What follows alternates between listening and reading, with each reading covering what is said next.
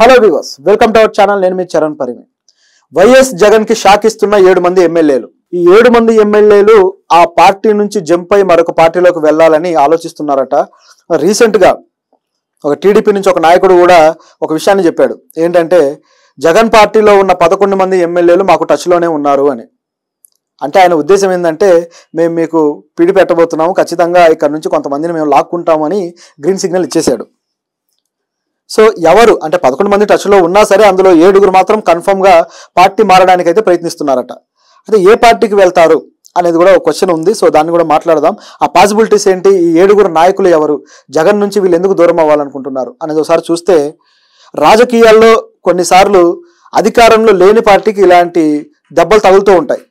గతంలో 2019లో కూడా ఈ విధంగా టీడీపీకి 23 సీట్లు వస్తే అక్కడ నుంచి చాలా మంది వైసీపీలోకి షిఫ్ట్ అయిన వాళ్ళు ఉన్నారు. మొత్తానికే 23 మందిని లాగేసుకొని ఆ పార్టీని అసలు లేకుండా చేద్దాం ప్రతిపక్షంలో అని చెప్పేసి ప్లాన్ కూడా వేశారు, కానీ అది వర్కౌట్ అవ్వలేదు. మొత్తానికి చాలా మందిని చంద్రబాబు గారు కాపాడుకోగలిగారు. ఇప్పుడు కూడా తెలంగాణలో అయితే కేసీఆర్ గారు ఓడిపోయిన తర్వాత ఆయన దగ్గర నుంచి అనేక మంది ఎమ్మెల్యేలు కాంగ్రెస్లోకి జాయిన్ అయ్యారు. ఆ జాయిన్ అయిన వాళ్ళకి డైరెక్ట్గా రేవంత్ రెడ్డి గారు చాలా ప్రయారిటీ ఇచ్చారు. ఆయన సెలవులు గప్పి అది గప్పి ఇది గప్పి. సో అంత ప్రయారిటీ కూడా తీసుకున్నారు. అంటే పార్టీ ఫిరాయింపుదారులకు ఇంత ఎంకరేజ్మెంట్ ఏంటి అనే క్వశ్చన్ కూడా మనకి రాజకీయ వ్యవస్థ మీద అడగాల్సిన పరిస్థితి ఉంది. ఈ ఫిరాయింపుదారులను నిజంగా వీళ్ళ మీద కేసులు పెట్టాలి. పిక్ పాకెటర్ మీద కేసులు పెడతారు చూడండి, లేకపోతే చీటింగ్ కేసులు 420. సో ఈ టైప్ ఆఫ్ కేసులు పెట్టాలి. ఒక పార్టీలో ఉండి ఒక నాయకుడికి లేదా ఒక పార్టీ సిద్ధాంతానికి కట్టుబడి గెలిచి ఈ పార్టీలో మేము ప్రజలకు సేవ చేస్తామని చెప్పి తర్వాత పార్టీ గవర్నమెంట్ ఏ పార్టీలో ఉంటే ఆ పార్టీకి వెళ్ళిపోయి నేను ప్రజల కోసమే వచ్చానంటారు. మళ్ళీ అదో కబుర్లు. ప్రజల కోసమే మేము పార్టీ మారాము, ప్రజాసేవ చేయాలంటే మారాల్సిందే, అభివృద్ధి కోసం మారానని కబుర్లు చెప్తారు. వాళ్ళు ఎలక్షన్లకు ఎంత ఖర్చు పెట్టుకొని ఎంతమందికి డబ్బులు పంచి గెలిచారో అందరికీ తెలుసు. ఆ డబ్బులు వసూలు చేసుకోవడానికి వేసే ఎత్తుగడల్లో ఇది ఒకటని కూడా తెలుసు. ఎందుకంటే ప్రాజెక్టులు రావాలి, ఏదో ఒక పథకాలు ఇస్తే ఆ పథకాల్లో డబ్బులు వస్తాయి, దానికోసమే మారతారు అనేది ప్రజలకు తెలుసు. అంటే అంతా ఓపెన్ సీక్రెట్ అనమాట. అయినా సరే ఈ విధమైన పద్ధతి జరుగుతూ ఉంటుంది. అదే విధంగా ఇప్పుడు కూడా జరిగింది. అంటే త్వరలో జరగబోతుంది అనమాట. దీనికి సంబంధించి ప్రణాళికలు అయితే నడుస్తూ ఉన్నాయట. ఒక 7 మంది ఎమ్మెల్యేలు జగన్ మీద అసంతృప్తితో ఉన్నారు ఆల్రెడీ. వాళ్ళు కొంతమంది బయటకు కూడా వచ్చారు. సో వాళ్ళే ఇప్పుడు మారబోతున్నారు. అయితే టీడీపీలోకి వెళ్తారా జనసేనలోకి వెళ్తారా అని చూసినప్పుడు కొంతమంది జనసేనలోకి, కొంతమంది టీడీపీలోకి వెళ్ళాలని ఆలోచిస్తున్నారట. ఎందుకంటే అక్కడ ఉన్నప్పుడు చంద్రబాబు గారిని విపరీతంగా విమర్శించిన వ్యక్తులు ఉన్నారు. సో వాళ్ళు టీడీపీ వైపు కాకుండా జనసేన వైపు చూసే ప్రయత్నంలో ఉన్నారు. అదేవిధంగా కాస్త కామ్గా ఉండి ఏదో తమ పబ్బం మాత్రమే గడుపుకుంటున్న వ్యక్తులు ఉన్నారు. వాళ్ళు మాత్రం టీడీపీలోకి వచ్చేసి ఇక్కడ అవకాశం సంపాదించుకోవాలనే ఐడియాలో ఉన్నారు. ముఖ్యంగా మనం కొద్ది రోజుల నుంచి గమనించి చూస్తే ఎవరెవరు ఇలా వెళ్ళొచ్చు అనేది మనకు ఒక అంచనా వస్తుంది. చాలా మంది వైసీపీ నాయకుల మీద కేసులు పెట్టి ఇబ్బందులు పెడుతూ ఉన్నారు. ఈ కేసులు ఎదుర్కొంటున్న వాళ్ళలో అనేక మంది చంద్రబాబు గారిని దూషించిన వాళ్ళు, వాళ్ళ పార్టీ కార్యాలయాలు కూల్చేసిన వాళ్ళు, అలాగే వాళ్ళ కార్యకర్తల మీద దాడులు చేసిన వాళ్ళు, ఇలాంటి వాళ్ళు ఉన్నారు. అయితే వీళ్ళు ఇప్పుడు అడ్రస్ లేకుండా పోయారు. చాలా మంది మీద కేసులు పడ్డాయి. సో వాళ్ళు కనపడకుండా దాక్కొని ఉన్నారు. వీళ్ళైతే పార్టీ మారే అవకాశం అయితే కొద్దిగా తక్కువే. ఎందుకంటే వాళ్ళు వచ్చిన వాళ్ళని స్వీకరించడానికి ఈ పార్టీలు రెడీగా లేవు. గత రాజకీయాలు వేరేగా జరిగాయి, కానీ ఇప్పుడు మాత్రం అలా లేవు. పూర్తి స్థాయి కక్షపూరిత రాజకీయాలు మాత్రమే నడుస్తున్నాయి. ఒక వ్యక్తిని ద్వేషించడం మొదలెడితే ఇక వాడు నాశనమైనంత వరకు ద్వేషమే. ఆ విధంగా రాజకీయాలు మారిపోయాయి అన్నమాట. కాబట్టి వాళ్ళని స్వీకరించడానికి ఈ పార్టీలు రెడీగా లేవు. సో వాళ్ళు పక్కన పెట్టేస్తే మరికొంతమంది ఉన్నారు. అడపాదడపా విమర్శలు చేస్తూ వచ్చారు. అవసరమైతే ఎంత దూరమైనా వాళ్ళకు మళ్ళీ దగ్గర అవడానికి ప్రయత్నించగలరు. అలాంటి నాయకులు ఉన్నారు. సో వాళ్ళు ఏమైనా షిఫ్ట్ అవుతారా?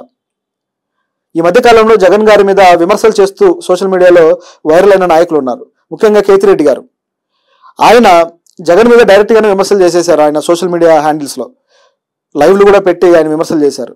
జగన్ అసలు సరిగ్గా మెయింటైన్ చేయలేకపోయారు. ఎమ్మెల్యేలతోటి ప్రజలతోటి మధ్య అనుబంధాన్ని మేము మెయింటైన్ చేద్దామంటే మధ్యలో ఈ వాలంటీర్ వ్యవస్థ వచ్చేసి మొత్తం డిస్టర్బ్ చేసేసింది అని మాట్లాడాడు.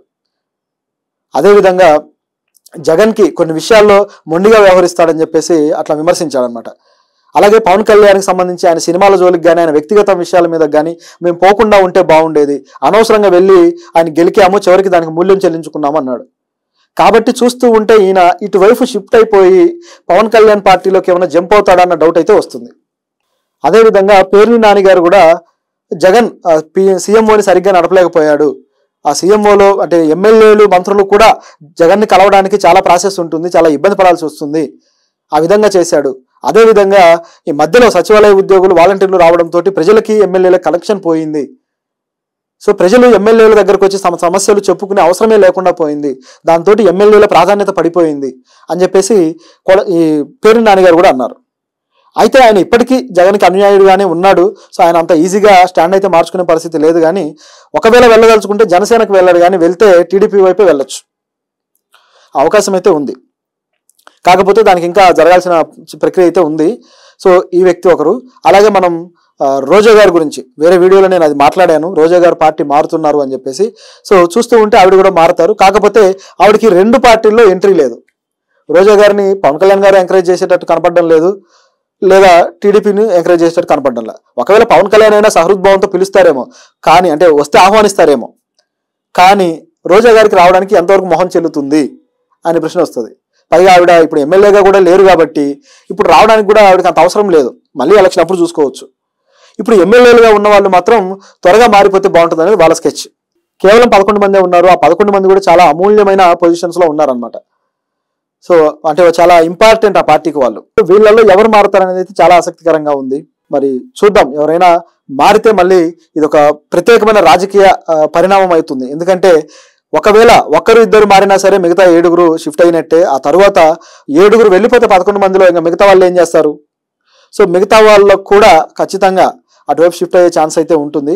లేదా జగన్కు మరీ సన్నిహితులు అయితే ఇంకా అలా ఉండిపోతారు అనుకోండి.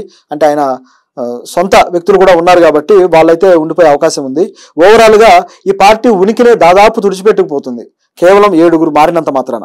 సో అంతటి పెద్ద పరిణామంగా ఇది మారుతుంది. చూడడానికి 7 కానీ అది ఒక పార్టీ యొక్క అస్తిత్వం, పిల్లర్స్ వాళ్ళు కాబట్టి చాలా పెద్ద విషయంగా మారే అవకాశం ఉంది. అయితే ఇది ఇప్పుడే జరుగుతుందా లేక ఒక 3-4 నెలల తర్వాత జరగచ్చా అనేది అయితే క్వశ్చన్ ఉంది.